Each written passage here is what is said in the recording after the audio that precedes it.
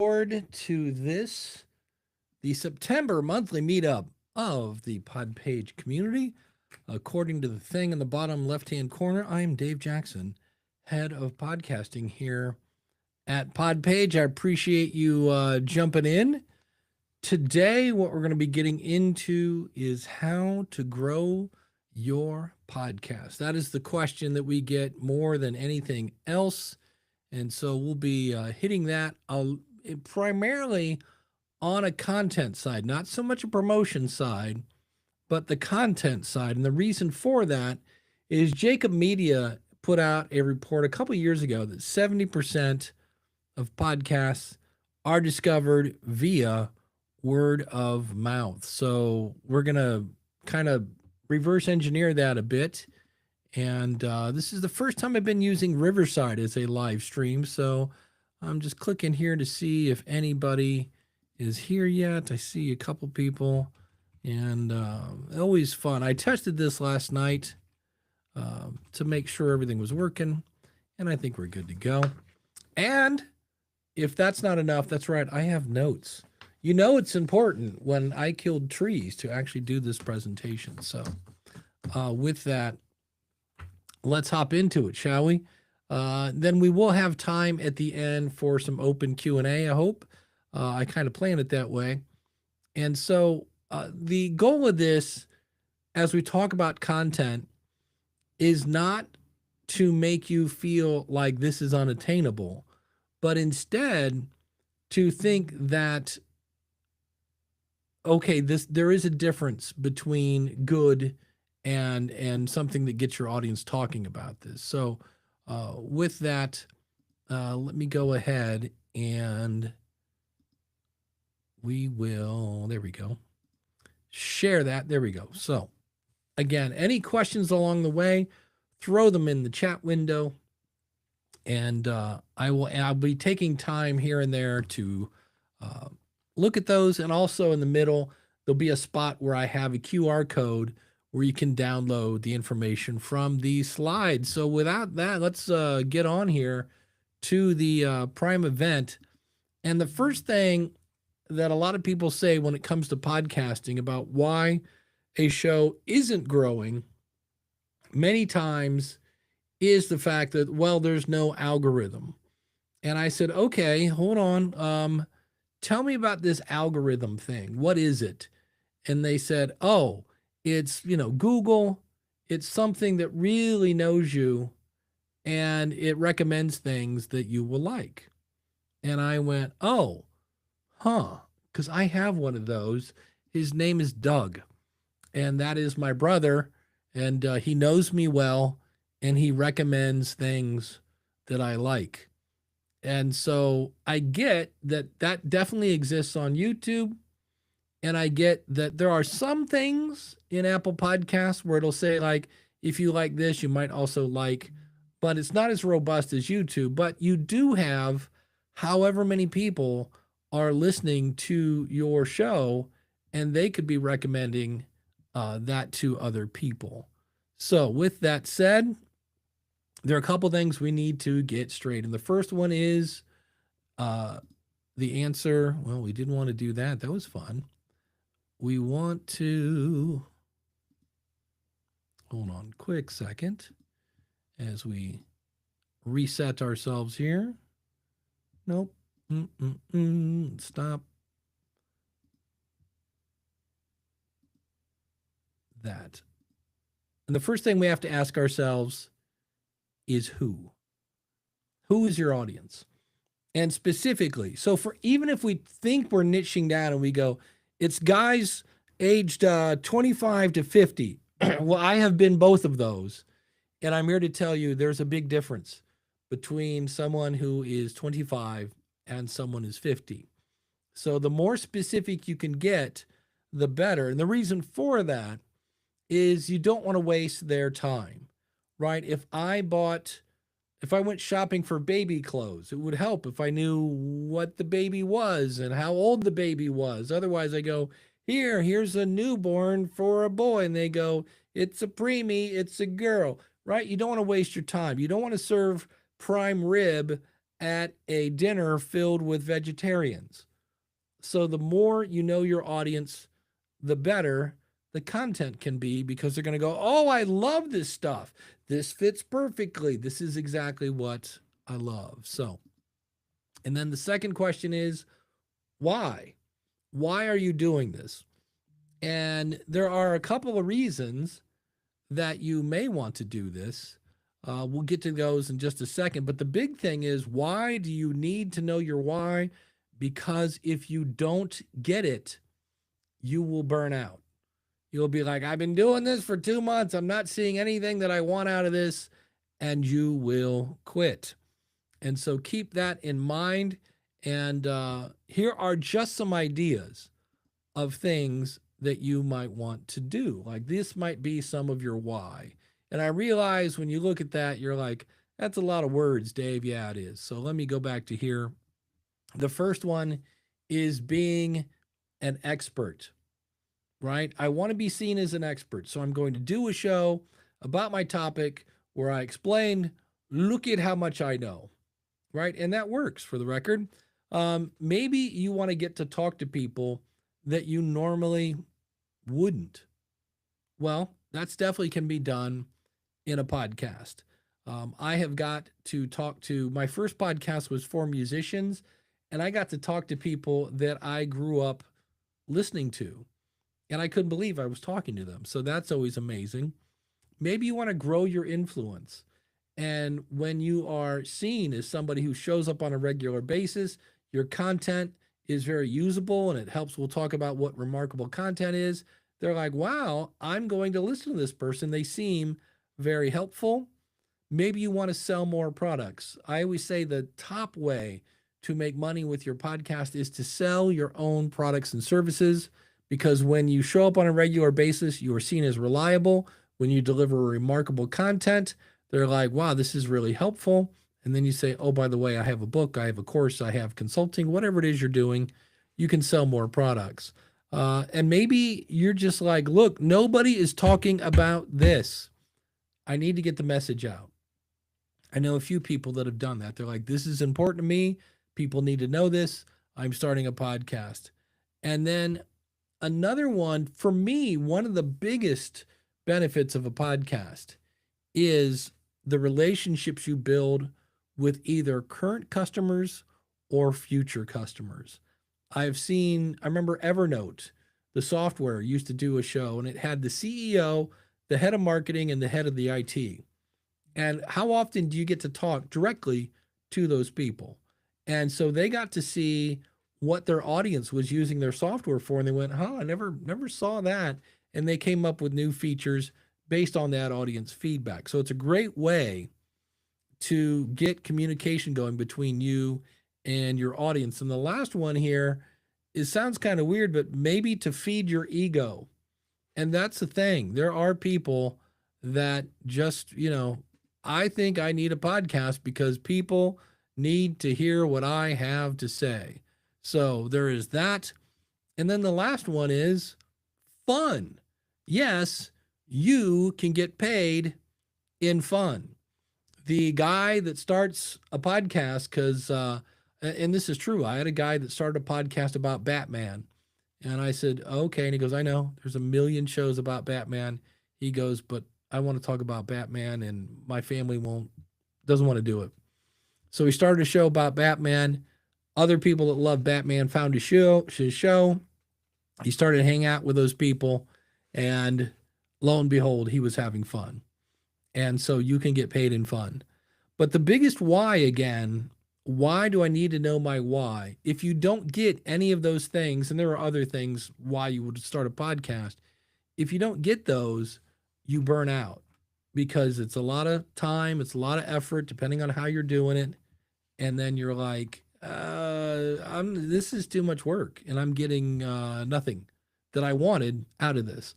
So that's something to keep in mind. That's why your why is so important. So with that, let's go on over then and talk about one way to grow your audience is to keep the audience that you have. So you've got people to click play, how am I going to get them to stick around? Well, one way, again, I say know your audience, and some people are like, well, how do I do that? The easiest one that's built into Podpage is our listener survey. Now, if you're using something like Captivate or Transistor or Buzzsprout, where you can put in a pre-roll that says, hey, just a quick note, I'm dying to hear your opinion on the show. And then you could use a short link in Podpage to make, /survey is already built in. And you can have that at the beginning and at the end and get people to fill out your survey.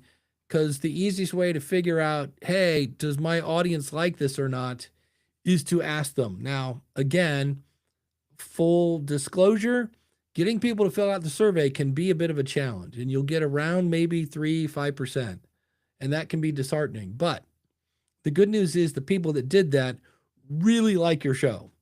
They really want it to be better. Now, there may be people that don't like the show, but it's always good to hear from them, because there's no sense marketing a show that's not resonating with the audience. So keep that in mind. That's built into Podpage. You can easily do a listener survey. And if that's not enough, we've got questions based on the book, The Audience is Listening, a little guide to building a big podcast by the one and only Tom Webster. And it's got a cute little bunny on it. I mean, what more do you want?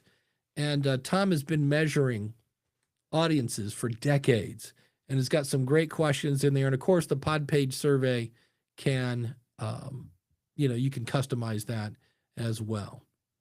So as we go back, this is where, if you're watching this now and you're like, hey, because I'm going to get into a big list. And if you want that list, point your phone at this. It will take you over to a page where you can download this podcast growth checklist. Because you'll see here, there are a lot of things when it comes to making what we're going to call remarkable content. So with that in mind, I'm going to do one quick thing here before we jump in. Okay, everything is looking good. Excellent. So what is remarkable content? Well, that's the key. If you just think about the word remarkable, it means people want to remark about it. Wow, did you see that movie last night? Holy cow. Did you see that game last night? It was amazing. They scored 47 points in the last 2 minutes. I've never seen anything like that, right? People are remarking about your show, and that's what we want. We said at the beginning that we need to get that human algorithm up and going. Well, that human algorithm runs on remarkable content. And so what is remarkable content? So I did a study myself, and I paid attention to everything that I had consumed. And then I asked myself, why did I read it? Why did I listen to it? Why did I watch it? And most of those were, it made me laugh, cry, think, groan, educate, or entertain. And then I saw a presentation by Chanel from the Growth in Reverse show, and she added a couple other items, and I was like, oh, I'm going to put those all together along with some best practices from Google. So this is where, how do I make remarkable content? So it solves a problem. If you want to make money with your podcast, you're going to do one of the top two here. I'm going to solve a problem. I'm going to save you time or money. Those are very valuable things. And then again, we get into, how do I make people feel? That is, I make them laugh, cry, think, or groan. And if you're like, groan, yeah, there are people that watch things because I want to see if this person is still an idiot, right? We kind of hate watch. Oh, I hate this guy. I listen every week, right? So that's what I mean when I say groan. And when the person's like, I hate this show, you listen every week, you're a fan. So keep that in mind. Some other ingredients here of remarkable content is it educates the audience or it entertains. If you're not doing one or the other, you're on a slippery slope here to boring. It's content you can't get anyplace else. And so this could be information that's on the internet, but nobody's organized it into one central place. So keep that in mind. It's not that you have to come up with something absolutely brand new. Maybe you're the first person to tie them all together. Maybe you're the first to deliver this content. I mean, in other words, you scooped everyone. Oh, nobody else figured this out. I'm going to be the first to break the story. That's hard to do, but it is something that people are like, holy cow, this person really is on the up and up and knows all the new stuff. And again, it includes, I know it sounds stupid, remarkable content includes remarkable content, but I'll give you an example of I was working with a client and the show wasn't bad. Again, just because it's not remarkable doesn't mean it's bad. It means it's good. But in today's kind of environment, if you want people to share it, it has to be remarkable. And so they were doing a show, and it was kind of a music history show. And they mentioned how Donna Summer, the disco queen from the 70s, her last name was spelled differently than you see on the album cover. So if it was Summer, it's supposed to be Sommer, or vice versa. But nonetheless, okay, that's true. And yes, it's trivia. Was it something that I'm going to go, hey, did you guys know? Did you guys hear about Donna Summer? Her last name's spelled wrong. No, not really remarkable content, in my opinion. But then I listened to another show, and it's all about Japan. It's called Saki This. And they explain that there's a thing you can do in Japan where you can stay in a hotel for $1 a night. $1 a night. The only catch is you have to agree to being live streamed. And that's when you go, would I stay in Japan for $1 a night? Now the bathroom's off limits, obviously. But that was, to me, I was like, that's a thought-provoking thing that I might go, hey, did you guys hear about this thing in Japan? Right? So that's something that I go, that's remarkable content. I want to remark about it. So keep that in mind. Some other things here. This is from Google. And they often call this as EEAT, which sounds like eat. But what it really stands for is experience. And Google loves valuable content. We know that. When it's created by people. Yes, actual people with firsthand, key point there, personal experience related to the topic. For example, they say, product reviews or advice from someone who directly used or lived the experience and are given, they're like, hey, this is when I did this with this thing.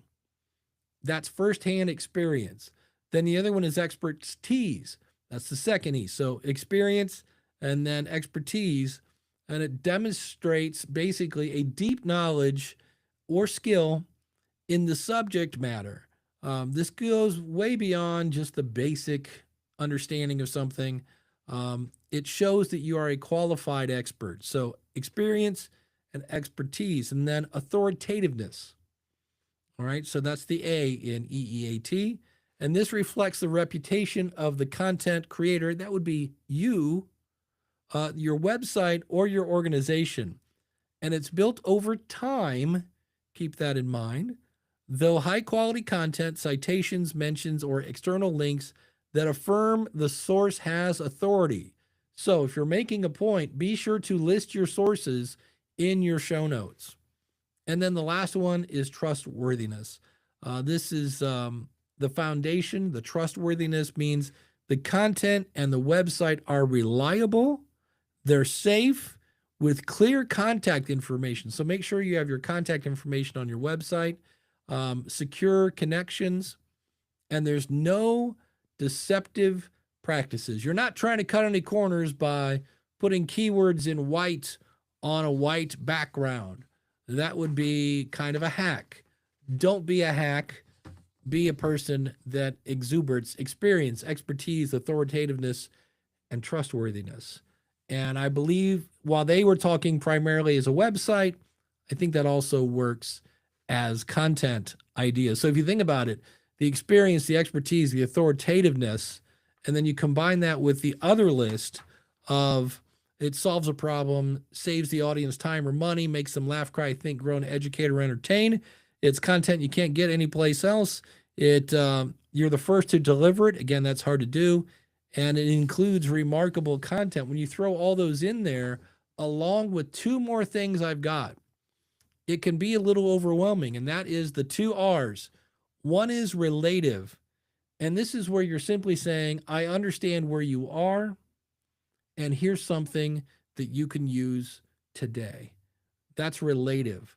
I remember I was reading a book and it was talking about making, whatever, some insane amount of money, $100 million in such and such time.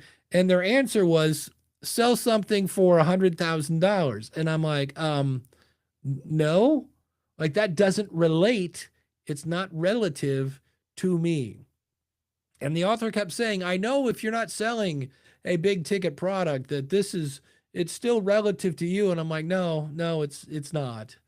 But thanks for coming. We have some lovely parting gifts for you. And then again, remarkable.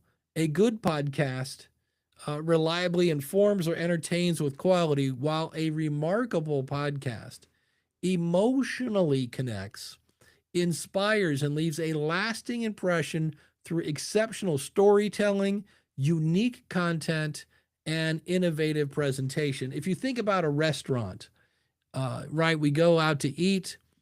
A good restaurant will have, a decent staff. You get waited on, you get your food, it's hot, and when you leave, you're not hungry. Okay, that's good, right? We know what bad is. No bad service, bad food, took forever, right? But this hit all those. And the server was okay, food was okay, wasn't too expensive, and I didn't leave hungry. Okay, great. But a remarkable restaurant is the atmosphere, a quick and super friendly person, lots of personality, made you laugh, maybe, whatever, just made you feel like you had been heard and really focused on you. And then you get your food. The food is amazing. It's hot. It's delicious. You've never tasted anything like this. And then at the end, they, I don't know, they do something special for you. They give you free dessert because you said you've never been here before, and you leave and it was priced right. And it was, that's that's a remarkable restaurant. So what I ask you to do is, as you, wherever you're going, whatever you're consuming, when you find yourself remarking or sharing, hey, have you seen the new Spinal Tap movie? Have you seen this? Have you read this? Have you heard this? Pay attention to, why am I sharing this? Because number one, a lot of times it's remarkable, but other times it's, how did that make you feel? And then you want somebody else to feel the same way you do. So keep that in mind. Now, when it comes to remarkable episodes, there are two things that we need to check into. And so those are content and delivery. Those are two ingredients that every great episode has. And why do I say this? Well, we just talked about content. Content is king. But, and also, before we get off of content, stop a second and go, when was the last time you read something from ChatGPT or any kind of AI tool that you went, oh man, I got to share this with everybody? We might do that because we can't believe it wrote it, but the actual content, was it remarkable? Or was it more of that 10,000 foot overview kind of stuff you can get any place else? And yeah, it saved you 10 minutes from writing, but was it really remarkable? And also, if the goal of the show is to be seen as a thought leader, and ChatGPT is using thoughts from 2 years ago, so you got your content, but also you have the delivery. And so the delivery could be your website. How organized is it? How easy is it to find things? Does the color scheme burn the corneas of your eye when you're like, purple text on a brown background or something, right? There's that. Then there's the actual delivery. Do you talk like this on your show? And is the volume way different? And maybe your co-host is super bubbly and you're just like, thanks for coming to the show. You sound like Eeyore from, what was it, Winnie the Pooh, right? The delivery. Or maybe you're sitting in the dark and you're doing a video show or whatever. it's because you could have the best gear and the best delivery. Maybe you've got, radio pipes. Thanks for tuning in. And you've got the delivery and you've got the gear, but the content is meh. Doesn't matter. It's content and delivery. Those are the two ingredients. So why is my show not growing? Well, how's my delivery? Okay. How's my content? These are two things we need to work on. And so a recent study came out that talked about what gets people. We said we need to keep the people that are showing up. And so there was a study that came out, and this is what they said made people tune out. And when you find yourself stopping a podcast before it ends, what are the big reasons why? Top number one, it's just boring. So what's boring? It doesn't make me laugh, cry, think, groan, educate, or entertain. It's not doing any of those, you're boring. It started with too much meaningless talk. So that's when you're like, remember the title of your episode is a promise. And when you spend 12 minutes talking about Mr. Whiskers, that cat, oh, he's such a rascal. Okay, it's not what I tuned in for.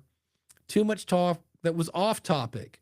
I hear a lot of people do this. Hey, before we hit record, Janice and I were talking about this, and oh my gosh, is this yeah, thanks. Thanks for making the audience feel excluded. There isn't enough interesting talk, kind of the same thing, or the discussion moves too slowly. This I hear a lot, where if I'm going to ask you a question and I go, hey, I know in the past you have done this thing, and then that led to the other thing, and then the thing that didn't work, but then you turned it around and there was a thing, and then the thing and the thing, and you're like, the guest is probably going, is there a question in here somewhere? And then you did the thing, and then I finally ask a question. Cut that out. The audience doesn't need to hear why I'm asking this question. I'm giving that information so the guest kind of knows why I'm going where I'm going. But then often we will hear the guest go, oh man, that was back, I think in 94. No, wait, was it 2000? It was before COVID. I'm not sure. And then they finally answer we don't need to hear them think through the answer. And it just keeps the whole thing moving. So when the discussion moves too slowly, that's how you make it move faster. Hosts are talking over one another. If you don't understand that, watch one episode of The View on TV. It's very annoying. They refer to things you have no context for. Like the orange Gatorade. And you have no idea why they're laughing. Yeah, don't do that. This is really prevalent when you're doing a show with somebody that you grew up with. And they're like, remember Cindy Brown? Cindy Brown. Oh, man, Cindy Brown. Yeah, don't do that. Hosts are trying too hard to be funny, like a guy that keeps going, yeah, so don't do that. So keep that in mind. Get to the content as quickly as possible. Now, notice they're not saying too much. The chit chat, I think if the chit chat is tied to your actual topic, well, then we're on to something. But it's when it's just like, what are they talking about? That's not going to work. And so with that, when I looked at some of the bigger shows and I was like, hey, what is going on? What do these people do that other people don't do? And I kind of saw many of them had some sort of community. I do not recommend Facebook, even though Podpage has a Facebook community, but if I was starting today, I would not start with Facebook. I would start with either Heartbeat or Circle or even System. System has a free one, but you want to basically connect with your audience. And I kind of say, and this sounds like, marketing speak, but I believe it to be true.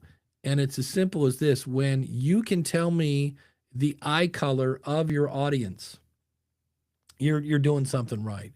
And so when you can meet them face to face, I don't know why it's different. It just is. And so the best way is face to face. When you can give, or more importantly, when your audience can give you a hug as a way of saying thank you so much, that's huge. Now, we can't always do that. So the next best thing would be something like a Zoom meeting where you're meeting them face to face. That would be great. And, or even one to one. One of my favorite mistakes ever. And at the time I was like, oh no, what did I do? But one of my favorite mistakes is I'd set up a filter in my email and it was supposed to go to 10 people. In fact, I'd made this group. I'm like, send it to the group. And the link had a link to schedule a Zoom call with me. And instead of going to 10 people, it went to everyone on my list. And it was a big list. And so consequently, for about 2 weeks, I had back to back to back to back to back to back meetings in the evenings with my audience. But I got a crystal clear idea of who was listening to my show, what they wanted, what they didn't want, what they liked about the show, what they didn't like about the show. And I just got an idea. And they thought it was neato because, hey, there's the guy that's in my ears every Monday. So when you can take the time in one way or another, and I'm actually doing that again, I just set up a thing where I'm going to meet with a group of my audience. And that's it's not quite as good as one on one. You might run into some group speak where somebody goes, I think you should do this. And then 5 other people go, me too. Where if it's one on one, there's none of that kind of group thinking going on. But anyway, you can connect. And so anytime somebody emails you, always reply to that email and ask them, is there anything else you'd like to hear me talk about on the show? You've got your audience in front of you. Give them what they want. So email is not as effective as Zoom. It's not as effective as in person, but it is still communicating with your audience, whether that's DMs on social or comments on WordPress or comments on Podpage or what. Anytime you can connect with your audience, the bigger audiences are doing this. They have communities set up to be able to connect with people. And I realize that's kind of scary because you're afraid if you set it up, nobody will show up. So the next thing, when it comes to now that you've talked to your audience, we're talking about growing your audience, and you're like, great, but how do I get this to grow? Well, you got some feedback from people that gave you some really great insights. They're like, hey, Dave, do you know you keep repeating yourself over and over and over? So you stop doing that. And then people said, I don't like too much chit chat at the beginning. So you stop doing that. And those aren't, as much as we hate to hear maybe slightly negative feedback, that's an opportunity for growth. And so when you start doing all the things and we keep the audience, it's no more holes in the bucket. They're sticking around. Well, now your show starts to grow. And so now it's time to promote it because you know you have a proven concept. The show is growing on its own. So how do I promote it? What you want to do is keep in mind that what you're trying to do is get in front of podcast listeners. So why do I say that? I know it's kind of a duh kind of thing, but I've seen people that, maybe we can send out postcards with a QR code. And QR codes are super easy to make. If you go to your website in Chrome, just right click on the screen and you'll see an option where it says make a QR code for this address. And so you could put that on let's say a 3x5 card, right? It's a postcard. Okay, but now you're sending it to people via the mail, and we don't know what percentage of people who are still excited to go to the mailbox and get that. And then how many people know, now thanks to COVID, most people do, know how to use a QR code. Whereas if I advertise on another show similar to mine, we know those people listen to podcasts because our advertisement is going on a podcast.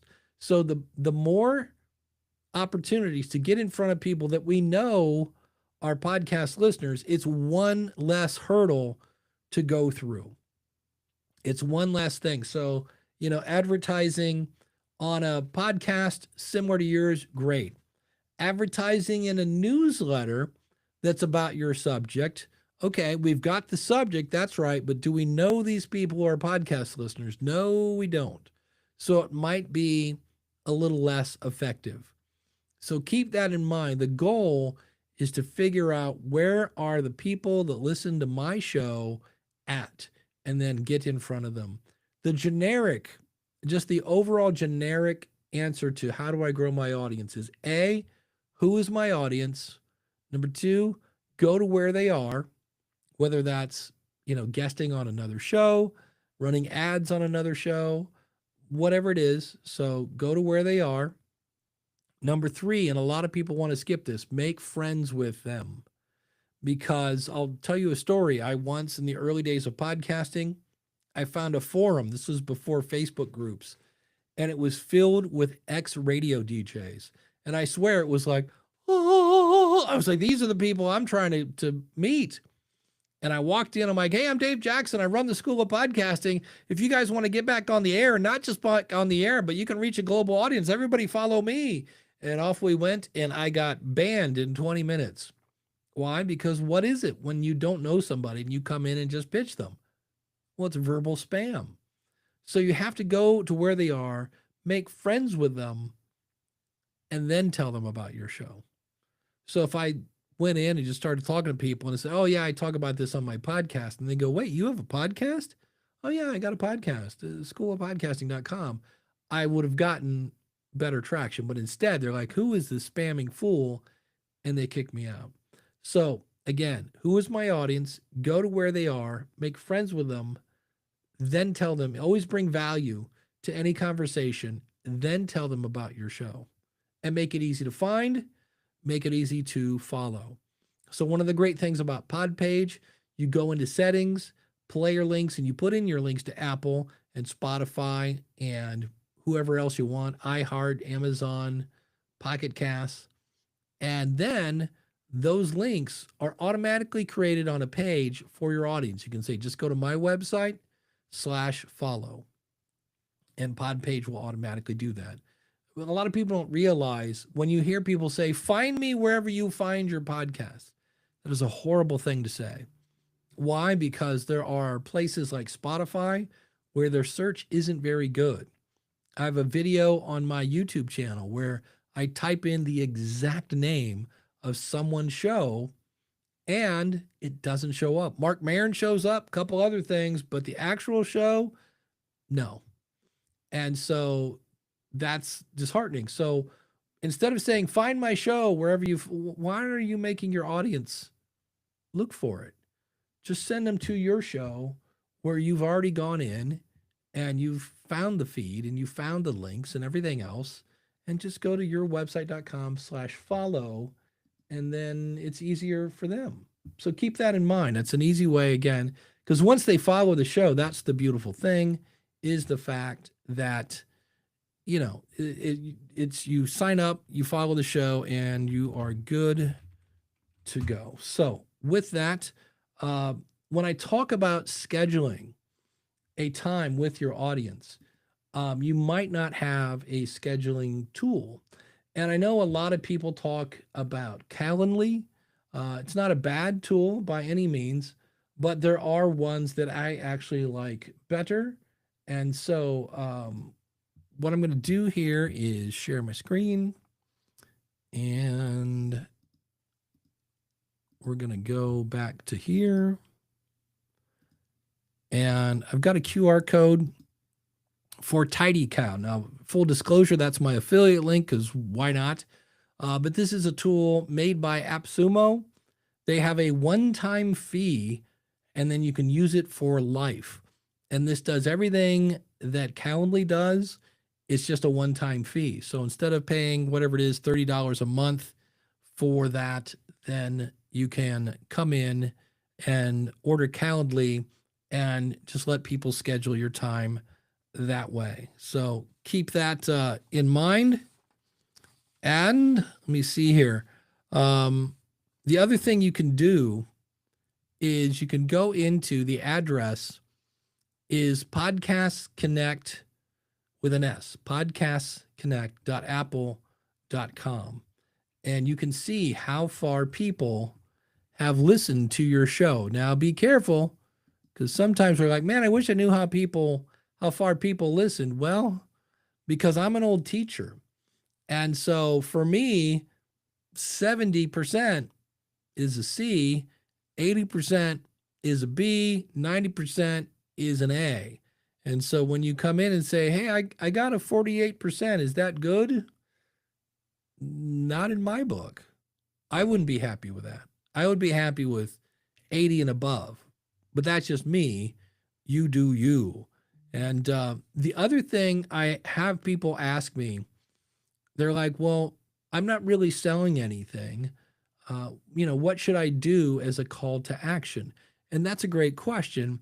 My answer to that is if you're not going to collect email addresses, because you should be, but if you're not, always ask them slowly, specifically, and confidently to share the episode with a friend. 70% of podcasts are discovered via word of mouth per Jacobs Media. So let's throw some money on that. Let's pour some gasoline on that fire. If you think about it, when you watch a YouTube video, many of them still say like, subscribe, and ring the bell. Well, we know the subscribe button's right down here somewhere, right? Well, we know that. So why are you telling me to like, subscribe, and ring the bell? Because it works. So in the same way, when you tell them, hey, if you know somebody that would like this, share it with a friend or send them to my website, which is the last thing we should probably bring up here. If you don't have a domain name for your website, you should, because it just doesn't sound professional to say, oh, just go to podpage.com/try-and-spell-this-. No, just get a domain name. That's easy then. And then again, I mentioned the survey. If you're not sure what your audience wants, there's an easy way to do that, and that is to create a survey. If you go over and search for Podpage HQ in YouTube, I'll put a link to it under this video. We've got surveys, we've got videos to show you how to use the surveys. So the other thing, last couple points here before we get into Q&A, is it can take years to build up an audience. Remember, if the goal is monetization, you don't monetize a podcast, you monetize an audience. And so it can take years sometimes to really get a large audience. And authenticity trumps perfection. So today my mouth didn't work a couple times, and I'm going to leave it in there. Why? Because authenticity trumps perfection. So be genuine with your audience. Don't try to, pull the wool over anyone's eyes. Just be you. And, obviously we don't want to sound stupid. So anything that sounds super stupid, just edit it out. But in the end, I think especially now in the age of AI, people like somebody who's not 100% perfect.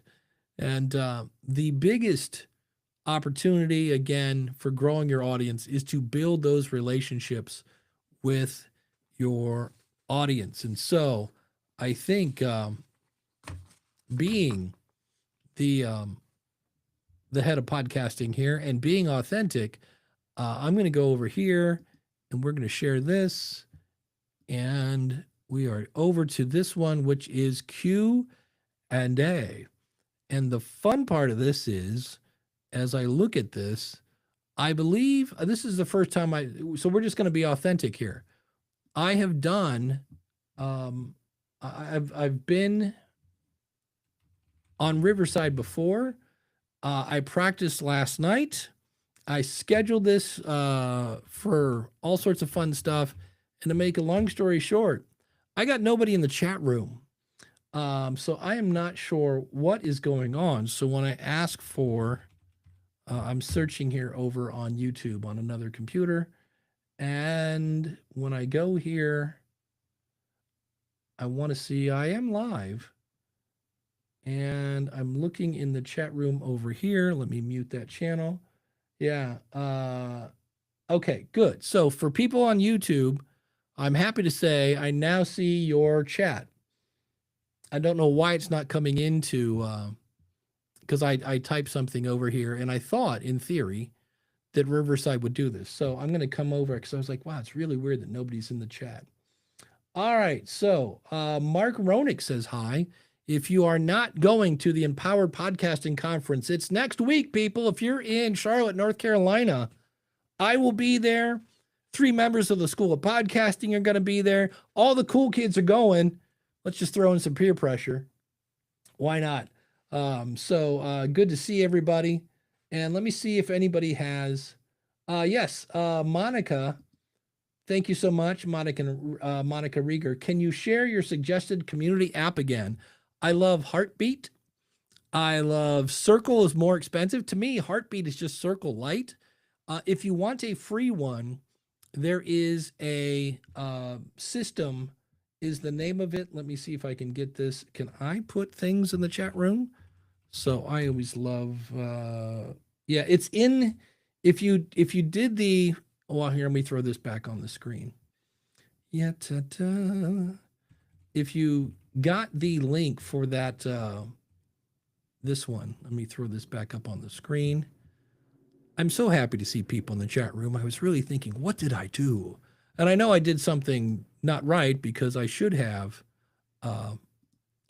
people in my chat room here in Riverside. But yes, if you point your phone at that, if you're watching now, if you're on your phone watching this, it's hard to take a screenshot, or just email me, dave@podpage.com, and I will send you the link to this.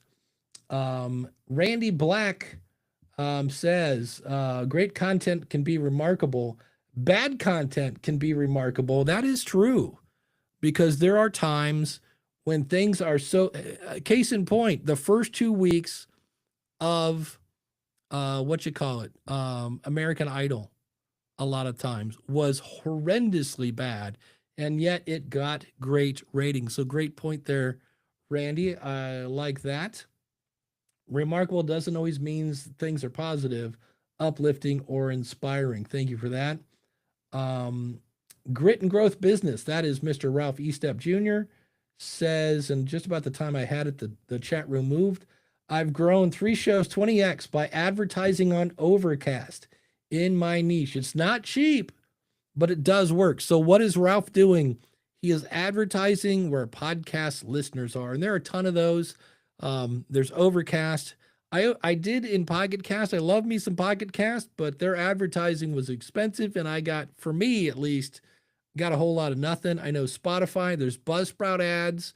Buzzsprout ads worked okay for me, but the best thing to do is find somebody who is your, quote, competition, and see if they will do a review swap of some sort, or maybe you both work on an episode together and then you both play it on each other's show while you say, hey, this week I'm having a guest host. It's, Daniel J. Lewis, or it's Matthew Passy, or David Hooper, or, Jeff C., or Chris Stone, or anybody else that's doing podcast consulting. And then we talked about this topic, and then we take that exact same file and play it on both shows. Doesn't cost you nothing. It's just cross promotions. There are all sorts of ways. Don't think of your competition as competition. It's not radio. We're not all listening at 7:30 in the morning. They can listen to that. So keep that in mind. Hello, Dan and Rob. Glad you guys are here. Wow, that's cool. Lunenburg, Nova Scotia. So glad to hear you guys are here. If you have any questions, throw them in the chat on YouTube. And I know what I'll be doing when I get done here is to find out why, because I can see here in Riverside that I'm connected to YouTube. Why I'm not seeing your stuff, don't know, but that's all right. We're hanging in there. And one thing I do notice, the video is not as crisp as your normal Ecamm. Yep, well, we're using a new tool, and it is what it is. So, but here's the thing, because I did lots of practice last night. I did lots of practice this morning, and I was not calm when it came time to do this particular presentation. Not because of the content, that I knew. It was the technology, and I was laughing because in the kitchen eating peanuts and anything just to get my mind off this, and it just dawned on me, I'm like, hey, look at this. You're learning something new. Now, today I'm learning Riverside, And that's a good thing. Anytime you learn something, the first time I tied my shoes wasn't great either. And so, it is what it is. It's always good to learn something. I'm back when I was a teacher in my classroom, I had a sign that said, "Life is a classroom. What did you learn today?" So keep that in mind. I'm trying to figure out which way the chat is moving on. How much did it cost, Ralph? It was a lot. Thousands of dollars Ralph spent on that. I'll let him answer that more specifically. How often do you post or email about a new episode? Great question. On social media, like on Twitter, the lifespan of a tweet is like what, 20 minutes, if that? So on social, I remind a lot, like once a day, and I try not to do the exact same thing. Like, blah, blah, blah. Then you put that out on Monday. Then on Tuesday, you put out the exact same thing, blah, blah, blah. And here it is again. Well, that's going to get boring. So I try to come up, and this is where AI can come in. You're like, hey, here's the transcript of my show. Write me 10 social posts. And then, or give me 20 and then pick 10 and explain to me why you think they're good. And so you can take those, because really, if we learn nothing from our good friend Taylor Swift, shorts are good for promoting future episodes. And so I was like, if she's doing that, maybe we should use social to promote new things. So keep that in mind. Can I walk and chew gum at the same time? I think so. Maybe. I cannot play the guitar and sing very well. I can say that. That's two things I can't do. Holy cow. Ralph says, I spent about $15,000 in advertising over the past 12 months. Okay. Over 12 months, that's it. I have 3 shows. So do that so that's $5,000 a piece. And I also do YouTube ads for my video show. So there you go. Any other questions here as I look up and I'm like, wow, we got about 5-10 minutes left here. I'll be happy to. And if you have any questions about anything, we can do that as well. And I'll do this one more time in case this is where I feel like radio. In case you walked in halfway through the attendance, there's the QR code for the checklist. And I believe that has lists to heartbeat, circle, and system. If not, email me, dave@podpagent.com, and go, Dave, you said it had the things, and it didn't have the things.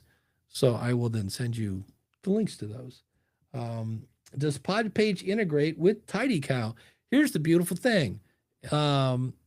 It's just that easy. So we will share my screen, and I'm going to go, let's share. Here, we'll do this. But I want to do the whole, here we go, entire screen. That's what I was looking for. All right. So if we go over here to Le Podpage, we'll do this. And what all you do is, give me 2 seconds to switch gears, put on, this will be fun because I think it shows how much money I've made from consulting, and I don't really want to show that, but we'll see. You can grab a booking type. So here's one, and I can say, hey, show this booking type and embed on a website. So here's the code. It slices, it dices, it even juliennes. And now we'll switch back to this one. There we go. And I will say, hey, under pages, I want to make a custom page and custom pages. And I will call this book a call.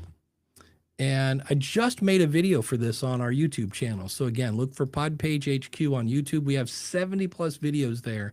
And the button we're looking for is this one right here, the little left-right looking arrow thingies. That's the technical term for it. I believe it's called the source view. But if I click on that and just come here and right click and choose paste, it looks like nothing happens, right? So I click on save, still looks like nothing happened. And I'm like, so I'll come down here, I'll click on save. And now if I open the page, voila, there's my TidyCow. It's just that easy. So, yes, Tidy Cow. It also, here's a fun one in terms of embedding things. If you do a lot of interviews, right, you could go in and I think we'll see. Nope, because I'm not logged in here. But you can embed a Spotify playlist. Yeah, Randy says Tidy Cow is a great link or a great tool from AppSumo. Yeah, I love that. Here we go. Bible wisdom today. Question about episode titles. I do a Bible teaching podcast and always start the title with the Bible reference, followed by a catchy title. I'm wondering if turning that around would get more clicks. So this is where you want to, first of all, unshare my screen. Yeah, because I'm talking at you. There we go. I always go, what makes me click more? Isaiah 29:11, or is it if I said, how to stay calm in times of stress? Okay, that's a cool title.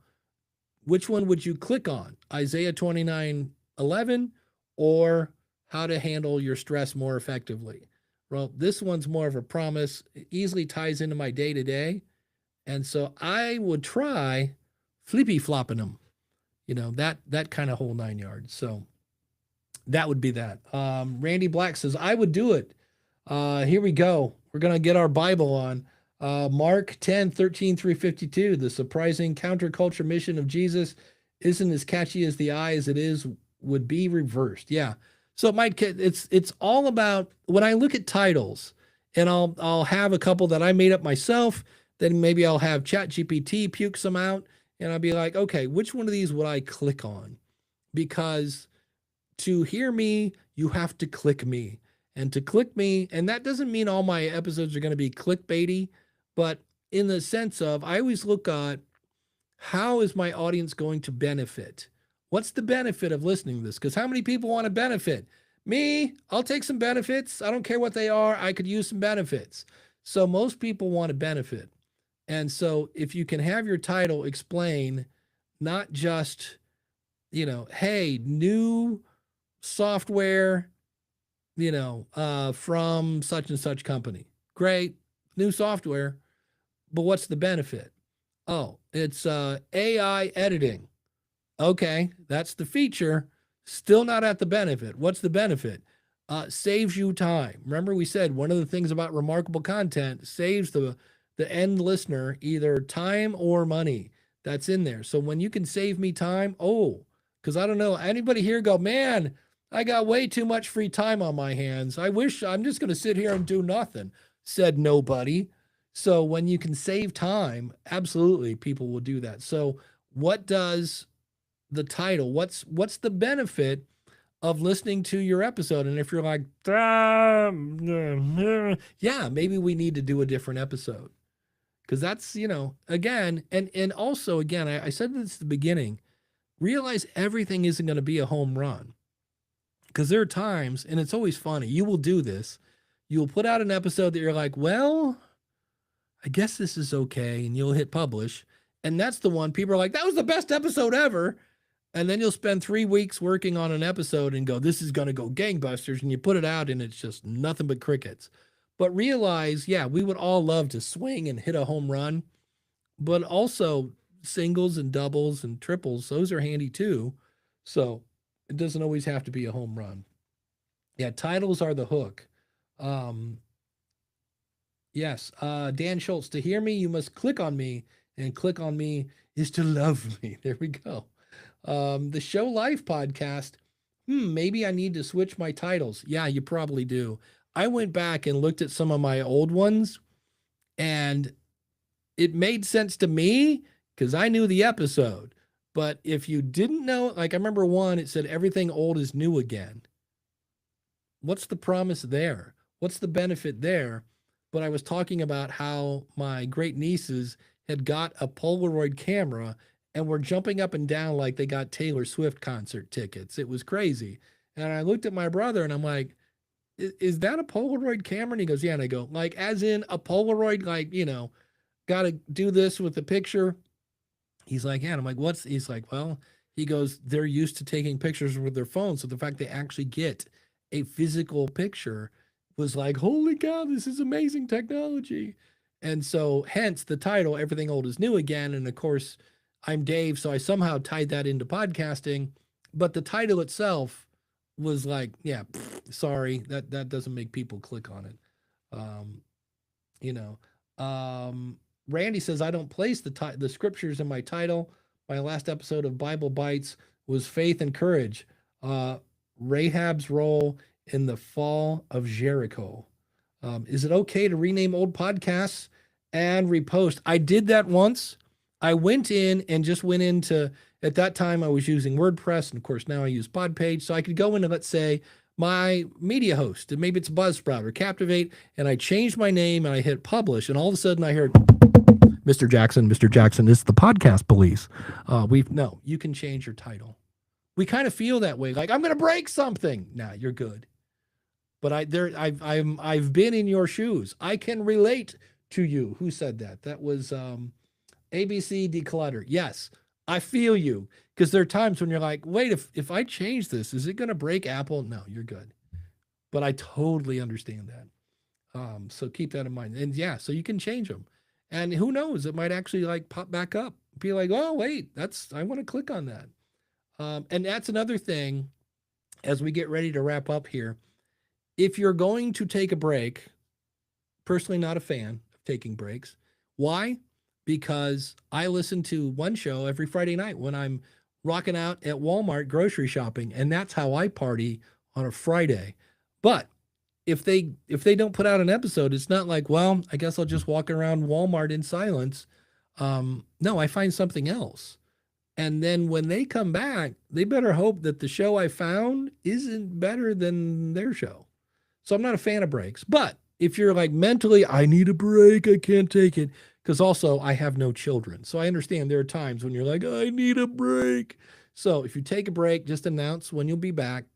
And also, instead of putting out an old show, just say, hey, everybody, no show this week. I've got some things I got to take care of, but I didn't want to leave you hanging. So I wanted to remind you that if you go to mywebsite.com/follow, you can follow the show in your favorite podcast app, and then you'll be able to see all the past episodes, and you can pick the ones you want.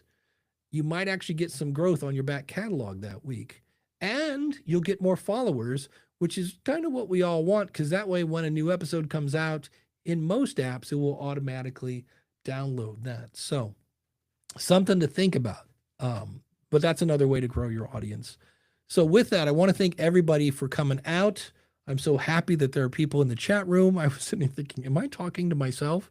But I pretended you guys were here, and it turns out you were here. Holistic Musician Academy says, may I ask what app you're using for this stream? This right now is Riverside, and it's the first time I've used it.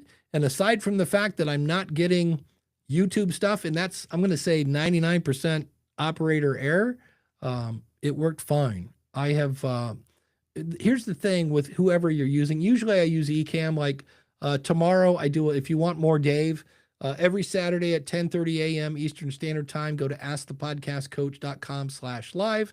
And I use Ecamm for that. Anytime you learn something new, it's a little different. I kind of like Ecamm a little better, but again, I'm not done with this yet. When I get done, it's going to make all sorts of clippity-doos and all that other fun stuff. So, yeah. And I think that's about it. Yes. So with that, again, go forth and make remarkable content. If it's not remarkable, remember, if you aim at remarkable and you miss, you end on very, very good. And that's what we're looking for.